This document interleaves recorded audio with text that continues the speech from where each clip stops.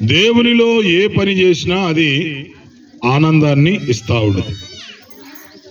చాలాసార్లు మనము ఖర్చు గురించి ఆలోచన చేస్తాం, కానీ ఈ ఆనందము రాదు. ఆనందం ముందు ఏది కూడా విలువైంది కాదు. దేవుడిచ్చే ఆనందం ఇది, దేవుడిచ్చే సంతోషం ఇది. ఇది దేవుని యొక్క సంతోషంలో పాలిభాగస్తులు అవటం. చాలాసార్లు మనము ఇలాగెందుకులే అని నేను అనుకుంటా ఉంటాం, కానీ దేవుడు మహాకృప చేత జరిగిస్తున్న ఇదొక మంచి అనుభూతి, మంచిది. మేము కూడా కుటుంబ సమేతంగా ఈ కార్యక్రమంలో పాల్గొనే భాగ్యాన్ని దేవుడు ప్రసాదించాడు. నిన్నటి దినాన నేను గుంటూరులో ఉన్నాను. రాత్రికి బయలుదేరి ఈ కూడిక నిమిత్తం ఈ స్తుతి కూడికలో ఉండాలని పాపం వారు ఎంతగానో కోరారు. రాత్రికి ప్రయాణం చేసి మీ మధ్యలోనికి రావడానికి దేవుడు సాయం చేశాడు. అలసి ఉన్నప్పటికీ కూడా దేవునితో గడిపే ఆనందం వేరు. Praise Lord. దేవునితో ఉన్న ఆనందం, దేవునితో గడిపే సంతోషం ఇంకెక్కడా రాదు అనిపించింది. అందుకని మన అలసటంతా పక్కన పెట్టేసి ప్రభుతో మనము ఎలా ఉన్నామనేది చాలా చాలా అవసరమై ఉంది. దేవుడు చేసిన మేలును గుర్తు చేసుకుంటా ఒక వాక్యాన్ని చదువుదాము. దయచేసి 116వ కీర్తనలో ఒక చక్కని మాట రాయబడి ఉన్నట్లుగా మనం చూడగలుగుతాం. పరిశుద్ధ గ్రంథాలు ఉన్నవారు తీసి చూద్దాం. 116వ కీర్తన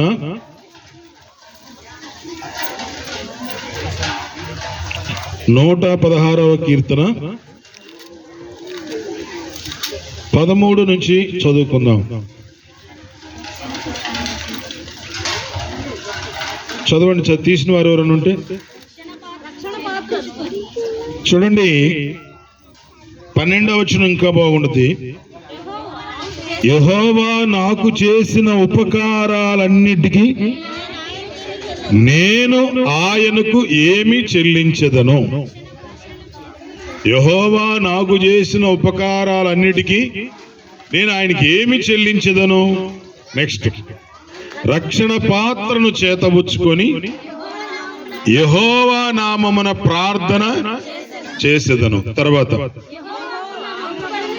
ఆయన చేసిన ఉపకారాలను బట్టి ఆయనకి మొక్కుబడులు చెల్లించెదను. నెక్స్ట్, జనాలందరిని పిలిపించుకొని సమాజాన్ని కూడుకొని వాళ్ళ ఎదుట నా మొక్కుబడులు నేను చెల్లించదు. దేవునికి స్తోత్రం చెబుతారా? నీవు చేసిన ఉపకారములకు నేను ఏమి చెల్లించదను. పాట కూడా చక్కగా ఉంది. నీవు చేసిన ఉపకారములకు నేనేమి చెల్లింతును. నీవు చేసిన ఉపకారములకు నేనేమి చెల్లింతును. వేడాది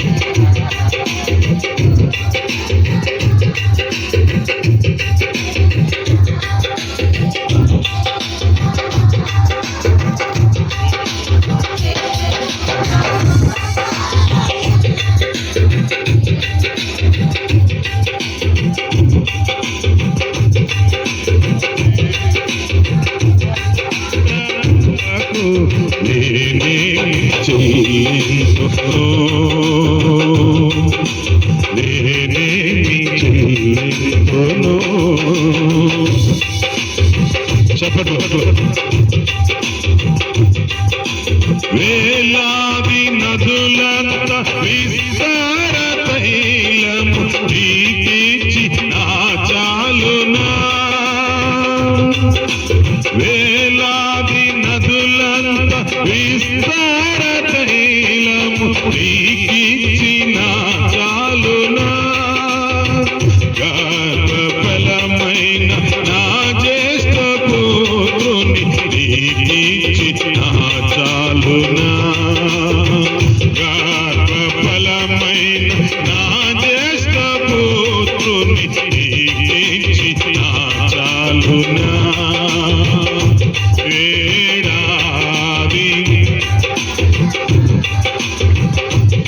వేలాది పొట్టేలనా వేడాది దూడలనా వేలాది పొట్టేలనా నీవు చేసిన నేనేమి చెల్లింతును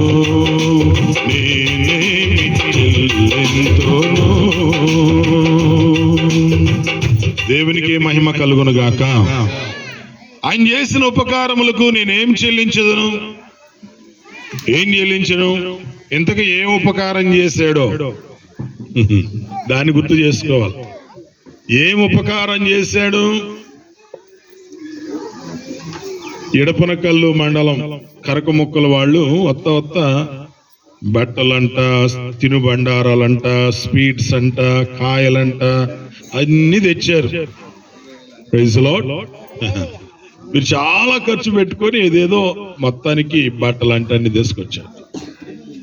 అవన్నీ కూడా మనకు దొరికేవే.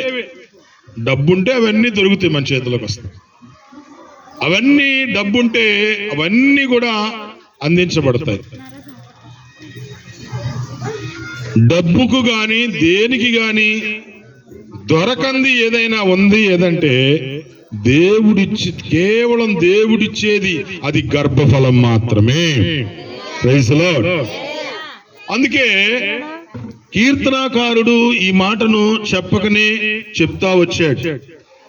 ఏమని చెప్పాడంటే బైబిల్ ఉన్న వాళ్ళు ఒకసారి చూసినట్లయితే 128వ కీర్తన 128వ కీర్తన లేకపోతే 127 3వ వచనం చదువుకుందాం. 127:3 కుమారులు యెహోవా అనుగ్రహించే స్వాస్థ్యము గర్భఫలము ఆయన ఇచ్చే బహుమానం. అందరూ చెప్పండి ఏంటంట? నువ్వు ఒక బహుమానం తీసుకొచ్చి ఇవ్వచ్చు. ఏంది? బట్టలు ఇవ్వచ్చు. నువ్వు ఒక బహుమానము స్వీట్స్ ఇవ్వచ్చు. నువ్వు ఒక బహుమానము వెండి ఇవ్వచ్చు. నువ్వు ఒక బహుమానము బంగారం ఇవ్వచ్చు. నువ్వు ఒక బహుమానము విలువైన వస్తువు ఏదైనా ఇవ్వచ్చు డబ్బుంటే. కానీ నీ బహుమానానికి దేవుని బహుమానానికి తేడా ఏంటంటే నీ బహుమానమేమో భూమి మీద దొరికేది నువ్వు తీసుకొచ్చేస్తే ఇవ్వగలుగుతున్నావు. దేవుని బహుమానం ఏంటంటే ఎవ్వరు ఇవ్వలేని విలువైన శ్రేష్టమైన బహుమానం గర్భఫలము. Praise lord. అందుకే అంటాడు గర్భఫలము యెహోవా ఇచ్చే బహుమానం. బహుమానం అంటే అది దేవుడిచ్చేది, దేవుడిచ్చే బహుమానం. అది నువ్వు నేను తెచ్చుకుంటే వచ్చేది కాదు.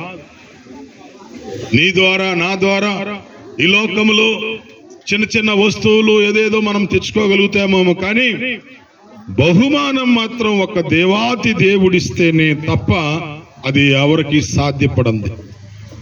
కొన్నిసార్లు డాక్టర్లు అంటారు, కాదండి, వాళ్ళల్లో శరీరంలో ఉన్న బలహీనతను బట్టి దానికి సరైన వైద్యం ఇవ్వగలుగుతారేమో, కానీ శరీరంలో ఉన్న బలహీనతను బట్టి, శరీరంలో ఉన్న అనారోగ్యాన్ని బట్టి ఆ బలహీనత కొరకు ఏదైనా వారు నేర్చుకున్నది, వారి దగ్గర ఉన్నది ఏదైనా ఒక ట్రీట్మెంట్ చేసి చూపించగలుగుతారేమో, కానీ చాలా మంది డాక్టర్ల దగ్గరకు వెళ్ళినా కానీ పిల్లలు పుట్టిన వారు చెకోకొలలుగా మనకు కనిపించగలుగుతారు. కొన్ని లక్షలు పోసుకున్నా గాని, కొంతమంది చాలా లక్షల రూపాయలు దారబోసినా గాని వారికి గర్భఫలము లేకుండా పోయింది. కొంతమందికి విచిత్రం ఏందో దేవుని మహాకృప. తల్లి అడుక్కొని బతుకుతా ఉండేది, వాళ్ళ నాన్న కూడా అడుక్కొని బతుకుతారు. వాళ్ళకి గంపడి పిల్లలు పుడతారు. ఒక ఇద్దరు కాదు, దాదాపుగా 5-6 మంది పిల్లలు పుడతా ఉంటారు. అది ఎందుకు వాళ్ళకి అలాగిస్తాడో దేవుని కృప. కొంతమందికి డబ్బు, మంచి బిల్డింగ్, పొలాలు, ఆస్తులుంటాయి. వారికి ఏమి లోటు అంటే వారికి సంతానం లోటుగా ఉండదు. అదేందో తెలియదు. మాట్లాడొద్దమ్మా. కరకు ముక్కలక్క, ఓ అక్క తిరిగింది, మీటింగ్ పెట్టిందాడు మా తల్లి. ఇటు తిరిగి మాట్లాడబాక. దేవునికి స్తోత్రం కలుగును గాక. మరి మనుషులు ఎవ్వరికి సాధ్యం కానిది దేవునికి మాత్రమే సాధ్యమేదేదంటే బహుమానం. ఆయన బహుమానం ఇస్తే ఆ బహుమానములు మనమందరం సంతోషాన్ని పంచుకుంటున్నాం. Praise lord. ఇప్పుడు సంతోష గడియలు. ఈ సంతోష గడియల్లోకి నువ్వు నేను అందరం రాగలిగాం. ఈ ఇంటి వాళ్ళు ఆహ్వానించారు, అక్క మా ఇంటికాడికి రండి, మేము ఒక సంతోషం కలిగిన వార్త తెచ్చుకున్నాం, ఆ సంతోషంలో మీరు కూడా పాల్గొనమని చెప్పినప్పుడు మీరందరూ కూడా వాళ్ళ ఆహ్వానాన్ని తెలియజేసిన తర్వాత మీరు కూడా రావడం జరుగుతూ వచ్చింది. నేను మొన్న గుంటూరు ఆ ప్రాంతాల్లో ఉన్నప్పుడు నాకు ఫోన్ వచ్చింది. వీళ్ళకి నేను గుంటూరు పోయానని తెలిసింది కావాలా, నేను మీటింగ్ లో ఉంటానని చెప్పా. కానీ వాళ్ళకి ఒక ఆందోళన, సార్ వస్తాడా రాడా, దూరం పోయాడు వస్తాడో రాడని. ఫోన్ చేస్తే నేను చెప్పానమ్మా, మీ ఏర్పాట్లు మీరు చేసుకోండి, ఏమి ఆపబాకండి, మీ కార్యక్రమాలన్నీ కొనసాగించుకోండి, మీరు ఏ టైంకి రమ్మంటే నేను ఆ టైంలో వస్తాను అని చెప్పాను. దేవునికి స్తోత్రం కలుగును గాక. ఎందుకు? ఇది సంతోషంతో కూడిన సమయం కాబట్టి, అందరూ పాల్గొనే సమయం కాబట్టి, ఈ సంతోషంలో మనం అందరము పాలి భాగస్థులు అవడానికి దేవుడు కృప చూపించాడు. ప్రభునందు పిల్లరా, బహుమానము, దేవుడిచ్చిన బహుమానం గర్భఫలం అనేది దేవాతి దేవుడిచ్చే గొప్ప బహుమానం. ఇది మనుషులు దేవుడు మీద ఆధారపడిన తర్వాత ఇచ్చే బహుమానం. బైబిల్లో ఒక తల్లికి సంతానం కలగలేదు. సంతానం కలగపోతే తన భర్త దగ్గర పోయి అడిగిద్ది, అయ్యా నాకు గర్భఫలం ఇస్తావా ఇయ్యవా అని అడిగింది. ఎవరిని అడిగింది? భర్తను అడిగింది. నాకు గర్భఫలం లేదు, అందరూ నన్ను చూసి ఎగతాళి చేస్తున్నారు, అందరూ చూసి నన్ను రకరకాలుగా మాట్లాడుతున్నారు, నాకు అది బాధేస్తుంది, నువ్వు గర్భఫలం ఇస్తావా లేదని తన భర్తను అడిగింది. తప్పులేదు అందులో. వెంటనే వాళ్ళ భర్త ఏమన్నాడో తెలుసా? నీకు గర్భఫలం ఇవ్వటానికి నేనేమైనా దేవుడునా అన్నాడు. ఏమన్నాడు? నీకు గర్భఫలం ఇవ్వడానికి నేనేమన్నా దేవుడునా? అదేంటి, నువ్వు భర్తవు కదా, నువ్వు భర్తవు కాబట్టి నీకు హక్కు ఉంది కాబట్టి నేను అడుగుతున్నానని చెప్పేసి ఆమె అడిగింది.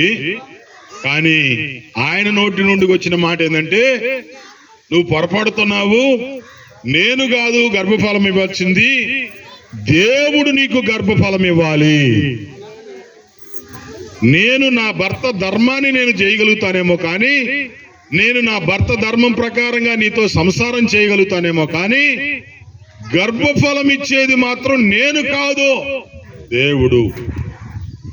అప్పుడు ఆయన ఏం చేశాడంటే, నా భార్యకు గర్భఫలం ఇవ్వు ప్రభు అని దేవాతి దేవుడికి ప్రార్థన చేసుకున్నాడు. ఈమె కూడా అడిగింది, అయ్యా మరి నా భర్తను అడిగితే గర్భఫలము నీ మీద చెబుతున్నాడు కాబట్టి నాకు గర్భఫలం ఇవ్వవా అని ఈమె కూడా అడిగింది. అప్పుడు దేవుడు ఆమె బాధను చూశాడు, ఆమె కష్టాన్ని చూశాడు, ఆమె వేడుపును చూశాడు, వెంటనే గర్భాన్ని తెరిచాడు. దేవునికి స్తోత్రం కలుగును గాక. ప్రియులారా, స్త్రీ జాతిలో స్త్రీకి సంబంధించిన స్త్రీ కణాలు ఉంటాయి, పురుషుడి జాతిలో పురుషుడికి సంబంధించిన పురుష కణాలు ఉంటాయి. కానీ ఈ రెండు కలయికలో ఏ మాత్రము దేవుని కృప లేకపోతే అక్కడ ఫలితీకరణ చెందదు, గర్భఫలము రాదు. అందుకనే దేవుడు అనుమతిస్తేనే ఆ గర్భం అనేది రాగలుగుతుంది. అందుకే గర్భఫలము యెహోవా ఇచ్చు బహుమానము అని స్పష్టంగా తెలియజేశాడు. వాళ్ళు ఏ కులమైనా కావచ్చు, ఏ ప్రాంత వాసులైనా కావచ్చు, ఏ ఊరు వారైనా కావచ్చు, ఏ దేశమైనా కావచ్చు, ఏ గ్రామమైనా కావచ్చు, కానీ వారికి దేవుడిచ్చే అబ్బో మేడం గారు, ఈ మేడం గారు కొద్ది దిగు దిగు దిగు నీకు టైం ఉంది లేపమ్మ, దేవి దిగిరా. అందరు నీ కాలు చూస్తున్నారు ఏందనుకుంటున్నా. దిగు రైట్. దేవునికి స్తోత్రం కలుగును గాక. ఎడి చెప్పండి హల్లెలూయా. చెప్పాలి నోరు తెరిచి హల్లెలూయా. రైట్. గర్భఫలం అనేది డిస్టర్బ్ చేద్దా, వచ్చే కూర్చోబెట్టి. గర్భఫలం అనేది దేవుడిచ్చే బహుమానం. ఒక తల్లి ఒక ఆయనకి ఇద్దరు భార్యలు అయ్యారు. ఇద్దరు భార్యలైన తర్వాత ఒక ఆమెకి పిల్లలు పుట్టారు, ఇంకొక ఆమెకి పిల్లల కాల. పిల్లలు పుట్టిన ఆమె ఏమనుకుంటుందంటే నాలో ఏ లోపము లేదు కాబట్టి నాకు పిల్లలు దేవుడు దయచేశాడని ఆమె అనుకుంటుంది. పిల్లలు లేని ఆమె ఏమనుకుంటుందంటే నా బతుకు సరిగ్గా లేదు కామాలా, అందుకే నాకు పిల్లలు పుట్టలేదని ఏమనుకుంటుంది. ఈమెమో పిల్లలు పుట్టినామేమో సంతోషంగా ఉంది, పిల్లలు లేనామేమో బాధతో ఉంది. మొత్తానికి పిల్లలు పుట్టినామా సంతోషం సంతోషం సంతోషం సంతోషం సంతోషం ఎడిదారి తీసిందంటే ఈమె మీద. ఇద్దరు ఒకే ఇంట్లో ఉంటారు కదా, ఇద్దరు ఒకే భర్త దగ్గర కాపురం కాబట్టి వెంటనే ఆమెను చూసిన కానించి చీటీ పోటీ మాటలు స్టార్ట్ అయింది. మీకు తెలుసు ఆ భాష అట్టుంటుందో, ఎలాంటి భాష మాట్లాడిద్దో, ఏ రకంగా తిడుతుందో. ఇక తిడతా ఉంది, కనపడటం తిట్టడం, చీటి పోటీ మాటలు అంటాం. నీ అట్లా అంటే ఆమెకి బాధ వేసింది. ఈ మాటలు భర్త కూడా వింటున్నాడు. అప్పుడప్పుడు దగ్గర పోయి ఓదారుస్తున్నాడు. నీకు పిల్లలు లేకపోతే మాత్రం ఏమిటి, నేను నీకు బాగా చూసుకోవట్లేదా, నేను పిల్లలు లేకపోతే మాత్రం ఏంటి, నేను నిన్ను చక్కగా చూసుకుంటాను కదా నీ ఓదారుస్తున్నాడు. పాపం ధైర్యపరుస్తున్నాడు, బాగానే మాట్లాడుతున్నాడు. ఎంత ధైర్యపరిచినా ఏదో తీరని లోటు. ఇంకొక రోజు అనిపించింది ఆమెకి, దూరాన మందిరం ఉంటే ఆ మందిరానికి ప్రయాణం కట్టింది. భర్త అంటున్నాడు, ఎక్కడికి వెళ్తున్నావు? నేను మందిరంలోకి వెళ్దాం అనుకుంటున్నాను. ఇప్పుడు పిల్లలు లేరనే కదా నీ బాధ అంతా, పిల్లలు కలగలేదనే కదా నీ ఆలోచన అంతా. పిల్లలు ఉన్న ఆ భార్య కంటే నిన్ను ఎక్కువగా నేను ప్రేమిస్తాను, నా మాట విను అంటుంటే, లేదండి నేను వెళ్ళాలి అని చెప్పేసి మందిరానికి బయలుదేరి మందిరంలో పోయి ఆ మందిరంలో కూర్చొని ఏడుచుకుంటా ఉంది. అందరూ వస్తున్నారు వెళ్తున్నారు కానీ ఈమె వెళ్ళట్లేదు, అక్కడే కూర్చొని ఏడుస్తా ఉంది. పెదాలు కదులుతా ఉన్నాయి, కళ్ళంటి నీళ్లు గారుతా ఉన్నాయి. పెదాలు కదులుతా ఉన్నాయి, కళ్ళంటి నీళ్లు గారుతా ఉన్నాయి. కళ్ళు మూసుకొని ఉంది, ఇంక నోటి నుంచి ఏం మాట రావట్లేదు, ఏడుస్తా ఉంది. అంటే దీన్ని ఏమంటారంటే మనోవేదన అంటారు. ఏ వేదన? మనోవేదన కలిగిన వారు బయటికి ఏడవరు, లోపల కుమిలిపోయి ఏడుస్తా ఉంటారు. మీలో కూడా చాలా మంది ఇటువంటి వేదన కలిగి ఉండొచ్చు. ఈ మనోవేదన చెప్పుకుంటే తీరేది కాదు.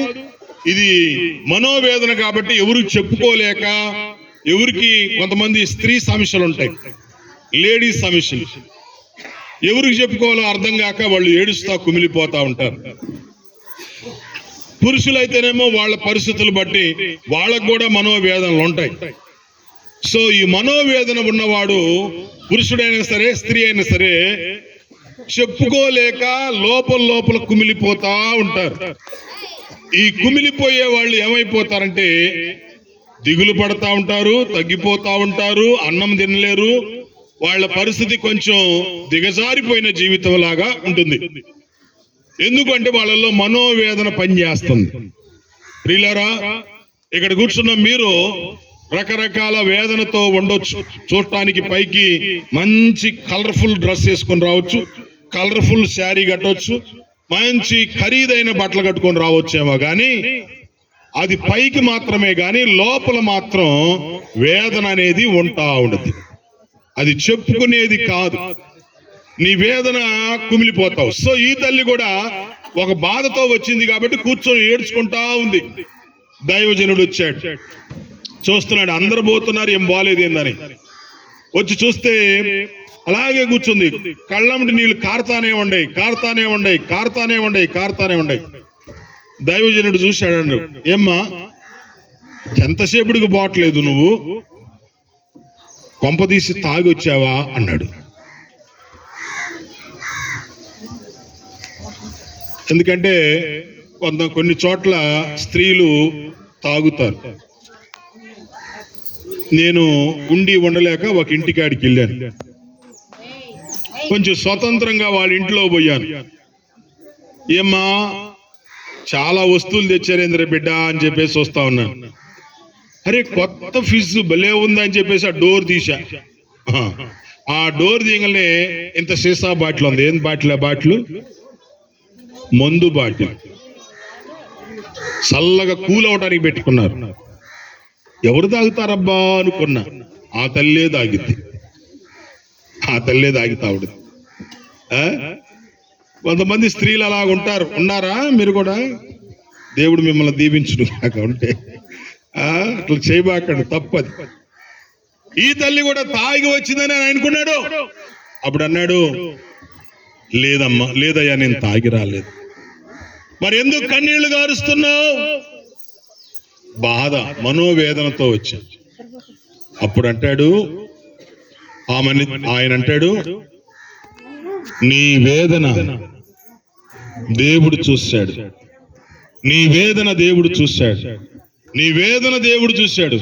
నువ్వు ఏదైతే అనుకున్నావో దేవుడు దాన్ని నెరవేర్చబోతున్నాడు. Praise lord. అప్పుడు సంతోషం వేసిందండి ఆమెకి. ఇంటికి వెళ్ళిపోయింది. ఇది దేనికోసం వచ్చింది అంటావు? ఎందుకు ఏడ్చింది మీకు అర్థమవుతుంది కదా. సంతానం కోసం ఏడ్చింది. అందుకు దైవజనుడి చేత ప్రార్థన చేయించుకుంది, వెళ్ళింది. ఇంకొక మాట కూడా అందామా. ఏమందో తెలుసా? నాకు గాని కొడుకు పుడితేనయ్యా, ఇదే మందిరములో ఆ కొడుకుని నేను ఇచ్చేస్తాను గిఫ్ట్ గా. Praise Lord. ఆ కొడుకుని ఇచ్చేస్తా, నీకు సేవకే ఇచ్చేస్తా, నాకు కాదు. నాకు గాని కొడుకు పుడితే చాలు, ఆ కొడుకుని ఇచ్చేస్తా అనుకున్నట్టుగా ఇంటికి పోయింది. భర్తతో కాపురం చేసుకుంటా ఉంది. ఏ బాధతో అయితే వెళ్ళిందో దేవుడు చూశాడు. గర్భము దేవుడు తెరిచాడు. Praise Lord. చాలా సంతోషం వేసింది, చాలా ఆనందపడిపోయింది. గర్భం కోసం వచ్చింది కాబట్టి గర్భం దేవుడు ఇచ్చేసాడు. ఇక అందరూ మందిరానికి వెళ్తుంటే నేను రానుంది.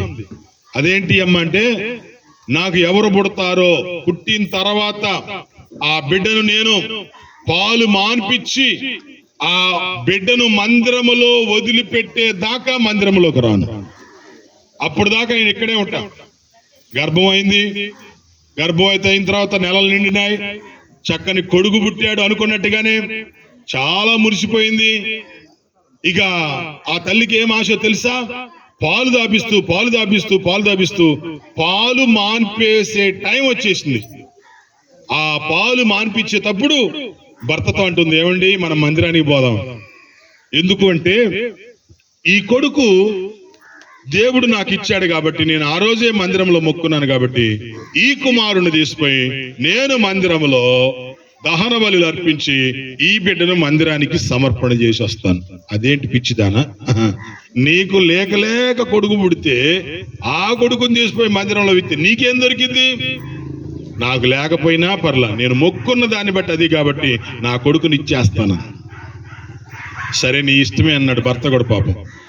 ఇక భర్త చెప్పినట్టుగా 2 కోడెలు మరి చక్కగా కుమారుడు ఎత్తుకొనింది. ఆ బాగా బలి ఇవ్వడానికి పశువులు తీసుకొని మందిరం దగ్గరికి వచ్చేసింది. మందిరం దగ్గరికి వచ్చేసి దైవజనుడికి మొక్కుకొని ప్రార్థన చేయించుకొని, అయ్యా నేను వచ్చాను, మీకు గుర్తుందా? నేను ఇలాగ ఏడ్చాను, గుర్తుందా? మీరు ప్రార్థన చేసి పంపించారు, గుర్తుందా? అవునమ్మా, పర్లేదు, అవును. ఇదిగో మా ప్రార్థనలు దేవుడు ఆలకించి ఇదిగో ఈ కొడుకుని ఇచ్చాడు. ఈ కొడుకుని ఈ రోజు నుంచి నేను మందిరంలో ఇవ్వాలనుకున్నాను. ఇంత చిన్న బిడ్డనా? ఎస్, ఇంత చిన్న బిడ్డనే. ఆ పిల్లోడు, అమ్మా మీరు మిమ్మల్ని అడుగుతాను, పాలు మానిపించే టయానికి ఎన్ని నెలలు ఉండొచ్చు పిల్లోడికి?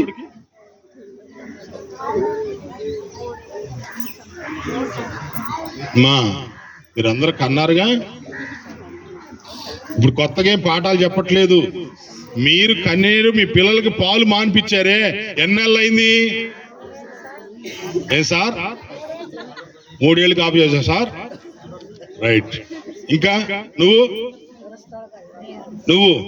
గుర్తులేదు నీకు? ఇంకా రోజా నీ పిల్లలకి ఎన్ని రోజులు మారిపేసినావు? 2 ఏళ్ళకే మారిపేసినావు. 2 ఏళ్ళకి, అదే 2 ఏళ్ళకి. ఆ 3 ఏళ్ళు, నువ్వు 2 ఏళ్ళు. 1 ఏళ్ళు 2 ఉండరా? లేరా? అక్క మీటింగ్ పెట్టినాక ఆ తల్లి పాపం అడాంచి మీటింగ్ లో ఉంది. మీరు మీ పిల్లలకు మానిపించారా? పిల్లలు కొంతమంది పాలు మానిపించడానికి రకరకాల పద్ధతులు చేసి ఉంటారు, అది మీకు తెలుసు. సరే ఇప్పుడు నేను ఆ పద్ధతులు చెప్పట్లేదు, కానీ పాలు మానిపించి మందిరం దగ్గరికి రాగానే అంట ఆ చిన్న బిడ్డంట 3 సంవత్సరాలు వేసుకోండి మీ లెక్క ప్రకారం. ఆ 3 సంవత్సరాల పిల్లోడంట మోకాళ్ళుంచి అక్కడ ప్రార్థన చేశాడంట. వాళ్ళమ్మ పాలిచ్చేటప్పుడే నేర్పించింది, నువ్వు ఇక్కడ కాదు ఉండాల్సింది మందిరములో. 3 సంవత్సరాలు ట్రైనింగ్ చేసి ఇచ్చేసింది. భర్త అన్నాడు, నువ్వు ఆడిచ్చొస్తున్నావు, నీకేంది పరిస్థితి అంటే, దేవుడు చూసుకుంటాడండి. ఇంటికి వచ్చిన తర్వాత ఆ తల్లికి 5గురు పుట్టారంట. నోరు లేదు మీకు? ఎంతమంది? 5గురు పుట్టారంట. ఎంత సంతోషమో, ఎంత ఆనందమో. కాబట్టి వాక్యం ఇచ్చిన బిడ్డలారా, గర్భఫలము యెహోవా ఇచ్చు బహుమానం. ఆ బహుమానం ఉంటేనే అందరూ సంతోషంగా ఉండగలుగుతారు. ఏ తల్లి అని మీకు తెలుసు, తల్లిగా తండ్రిగా పొలం పనులకు వెళ్తారు, అనేకమైన పనులు చేసుకుంటారు, ఉద్యోగాలు చేసుకునేవారు, వ్యాపారం చేసుకునేవాళ్ళు, పొలం పనులు చేసుకునేవారు. ఇంటికి వచ్చిన తర్వాత ఎవరిని చూస్తారు? భార్యనా పిల్లలనా? భార్య ముందుకు వచ్చినా పక్కన పిల్లలే. ఎందుకంటే పిల్లలంటే అంత ప్రేమ. పిల్లలు చూసుకుంటారు, పిల్లల మీద మమకారం, పిల్లల మీద ప్రేమ. అందుకని దేవుడు కుటుంబంలో ఏం సంతోషం ఇస్తాడంటే పిల్లల్నిచ్చి. కాబట్టి ప్రియులారా, ఈ సంతోషంలో మీరందరూ పాల్గొని చక్కగా ఆకాంక్షను కూడా దేవుడు దీవించాడు, చక్కని గర్భం ఇచ్చాడు. దేవుడు ఆ గర్భఫలము దీవించి ఆశీర్వదించును గాక. కళ్ళు మూసుకోండి, చిన్న ప్రార్థన చేస్తాను.